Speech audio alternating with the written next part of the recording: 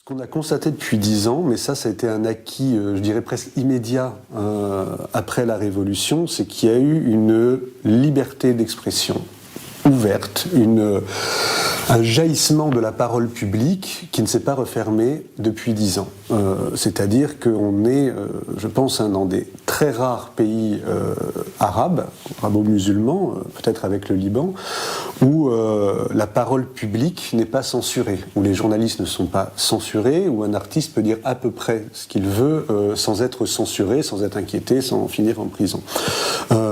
C'est peut-être le seul grand et véritable acquis de la révolution tunisienne de janvier 2011. En tant que journaliste exerçant sur les activités culturelles et les créations artistiques, évidemment que c'est encore plus intéressant parce que si l'artiste arrive à créer librement, arrive à s'exprimer librement, nous pouvons être dans une chaîne de valeurs qui valorise l'acte de création et la liberté comme une valeur clé.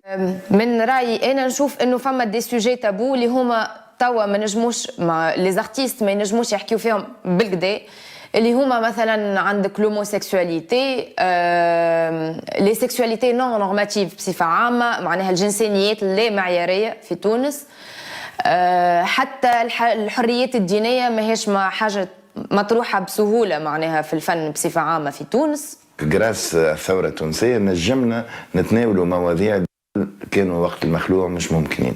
مثلا احنا اون سوكيب برشا بالايكولوجي لانه نحبوا نواكبوا العصر نتاعنا، نحبوا نعيشوا في مجتمع مهتم بالبيئة اللي يلزم نوع من التوعية تصير grâce à des médias citoyens كما نتاعنا احنا روتس تي في.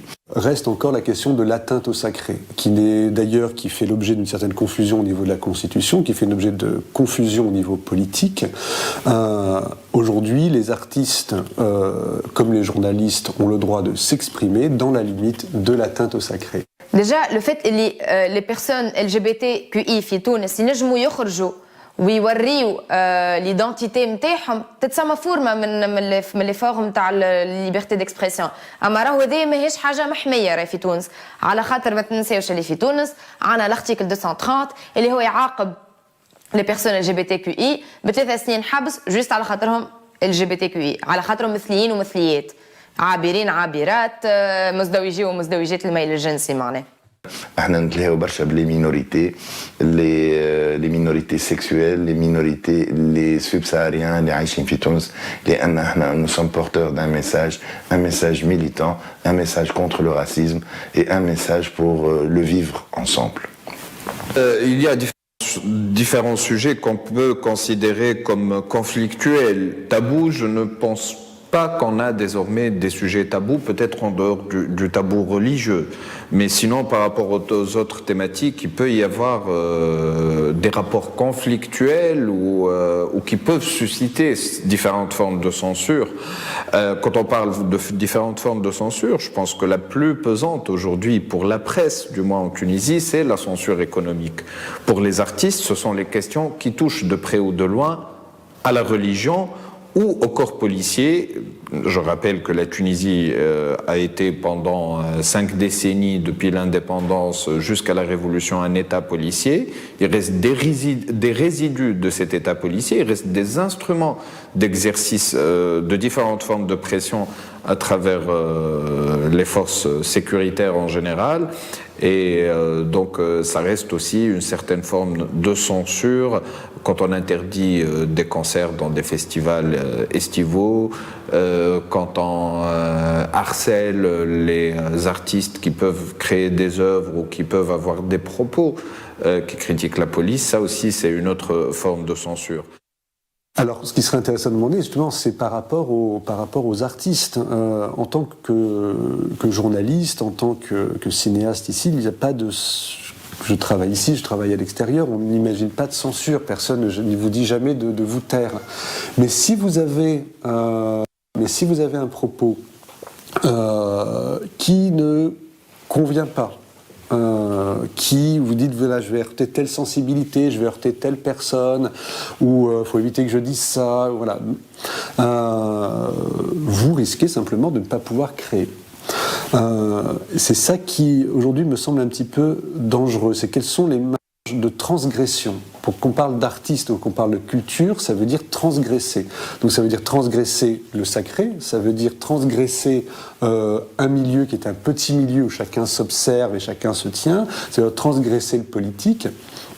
Et donc la question, plus que de savoir si les artistes ont la liberté d'expression, c'est quelle est la capacité de transgresser aujourd'hui en Tunisie 10 ans après la Révolution. عنا الفيستيفال متاع موجودين اللي هو يصير كل عام. الفيستيفال هذا متاع افلام كويريه، معناها افلام تعنى بالمجتمع الكويري ال جي بي تي كيو اي. في الفيستيفال هذايا فما ناس اللي هم دي ارتيست، دي رياليزاتور، دي دانسور دانسوز، يجيو من برا يعملوا دي اتوليي للناس اللي تحضر في الفيستيفال. حاجه راهي ماهيش موجوده في المنطقه معناها متاع المغرب الكبير، هذه حاجه تتسمى سابقه معناها من نوعها. الميديا روتس تي في اللي حضرناه يتناول المواضيع بدقه، معناها ندخلوا في مناطق حساسه، مناطق صناعيه، وحتى مناطق نجم نقولوا عسكريه أنه الحكومة تتستر على مواضيع في البيئة. ثم تلوث كبير ياسر مثلا في منطقة جابس، وإحنا معروفين لأن دخلنا فيهم وصورنا التلوث منين هابط من جروب شيميك تونيزيان اللي هو يعتبر من أكبر ملوث في تونس، والتأثيرات نتاعو على المناخ تمس حتى الكرة الأرضية الكل. Je ne pense pas que la liberté d'expression a des limites et je préfère ne pas parler des limites. Est-ce que la liberté d'expression a des contextes d'exercice favorables à son exercice ou pas? Évidemment. Est-ce que certains contextes ne permettent pas de dire tout et n'importe quoi par responsabilité sociale ou citoyenne? Évidemment. La différence entre la liberté d'expression et le discours de haine me semble claire. La différence entre la liberté d'expression et la diffamation pure et simple sont claires. Donc je préfère parler de liberté d'expression sans limite plutôt que de lui imposer des limites qui ne relèvent carrément pas de la liberté d'expression, qui sont autre chose. Les démocraties sont fragiles par nature.